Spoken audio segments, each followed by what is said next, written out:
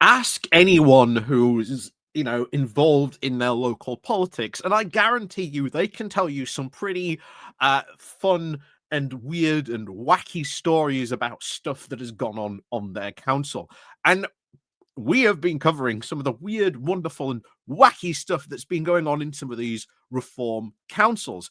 And I'm not saying that this stuff doesn't go on another, normal council. Human error is a thing, it happens all the time. If you want a classic example, look at the new footbridge we built in Barnsley and the a complete comedy of errors that happened constantly with the lifts until very recent, until they finally actually sorted them out. Quite a source of embarrassment, for the council at that point. However, when we get to these reform councils, it is very clear they have no idea what they're doing. We have had admissions from one of the Cornwall councillors very recently. She admitted she was a paper candidate. She never even expected to be elected. We've had councillors quit almost immediately upon realizing, oh yeah, that's a lot of work to do. Not only that, but I think a lot of these councillors are now actually starting to realize the reality of being a councillor, the amount of work that it actually entails and requires, and the depth of knowledge and details you need to have on some of these things. Still worries me to no end the fact that there is a 19-year-old in charge of adult social care in Leicestershire. Oh, sorry, no, yes. Or is it child services? No, I think it's child services he's in charge of in Leicestershire now, because that was Joseph Bromwell, I think, was in charge of adult social care. I can't remember. It was one of those two now. I can't remember. I think it's child social care, if I think off the top of my head. So it's very, very worrying, the fact that you put someone in that position, a very important position, and they don't know. And we've seen continuous examples of reform incompetence just highlighted to the extreme in just 6 months. And bear in mind, in November, it is very likely, like the content of this channel, is going to be even more reform nonsense, because there's probably going to be even more reform councils come May. I am fully expecting that to happen, unfortunately. But what is going to happen is that people are going to realize when they elect these people in, just as we've seen in these areas where they have been elected in, that, yeah, these people aren't good. They aren't as good as they claim. And that when it comes to the reality of actually running a council, of running these areas, they are far, far out of their depth. So far. So today we're going to have a look at yet another crisis. Well, it's not a crisis, but probably a comedy of errors going on in Kent. As for some reason, a reform council has decided to paint school warning crossings outside of a school that is no longer a school and hasn't been one since 2016.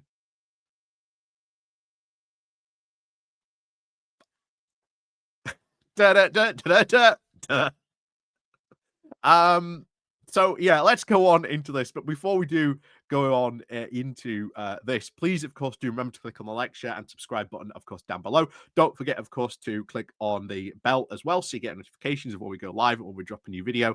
There are, of course, links down below: the Patreon page, the Buy Me a Coffee link, the YouTube thank you button, and of course, as always, there is the YouTube membership down below as well. QR code up here will take you straight, of course, to the Patreon page as well. So thank you very much to everyone who does help and support the channel. You help me along with this, looking at what on earth is going on in these reform councils. And trust me, next May we could have a couple of more certainly to look, probably even my own, unfortunately, which is going to be, yeah. Anyway, so before we, of course, we get on into this, thank you very much to everyone who does help support the channel, and of course, on with today's show. So here we have it. Reform Council repaints road markings for a school which closed in 2016. Hasn't been a school. They even sold the site off to someone else. It's not a school, but they painted these road signs down anyway. Why? Well, we're about to find out. So, a reform on council has now been criticised for wasting money after repainting road markings outside a school which closed over 9 years ago. Kent County Council has, of course, apologised and admitted it made an error after repainting the yellow zigzag and school keep clear warning signs outside the former site of the Halfway Houses primary school in Sheerness. The council, of course, sold the disused school buildings and the grounds to different government agencies of Home England's back in March. Kent County Council is, of course, one of the local authorities won by the reform in local elections earlier this year and is now being seen as a key test of the party's governing ability. Mike Whining of the independent councillor for Swale Borough Council described the road repaintings as a farce. There you go. He wrote on Facebook, "What on earth is going on at a cash-strapped Kent County Council? Rather than, of course, saving money, they have now just repainted the yellow school keep clear lines on the South Roll Road halfway, almost 10 years after the school closed. How many times are we told that there is not enough money for really important projects, yet they waste money like this, painting irrelevant signs on both sides of the road?" And that's something else I probably do want to talk about as well. They keep on saying a lot of these councils, whenever, or projects are brought up, their response is, "Oh, well, we don't have enough money for that." But that's kind of a really important project that might help. "Oh, we don't have the money for it."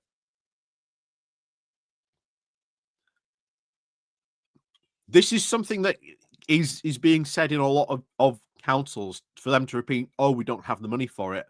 But they do suddenly seem to have a lot of money for certain things.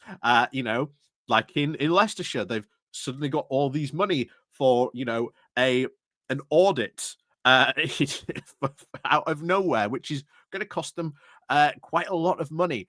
Especially if that audit can't actually make returns more than they hoped for, which is probably not going to happen. But anyway, we'll see what happens when that audit review comes in. Anyway, we'll continue on with this. Peter Osborne, another cabinet member for Highways and Transport for Kent County Council, said the repainting now of the school keep clear marking signs on Southend Road was carried out in error. We are sorry now for any confusion this has made cause. He said the cost of the painting lines was over £350. He said, "We take our fiscal responsibilities, of course, very seriously to ensure the public money is spent very carefully, and mistakes like these are, of course, exceedingly rare," he added. Still cost you £350 to do the painting. Now you are probably gonna have to pay more to have those removed. Not only that, what happens if you ticket someone who's on these lines that aren't really applicable anymore? You might get sued for that, probably costing you even more money.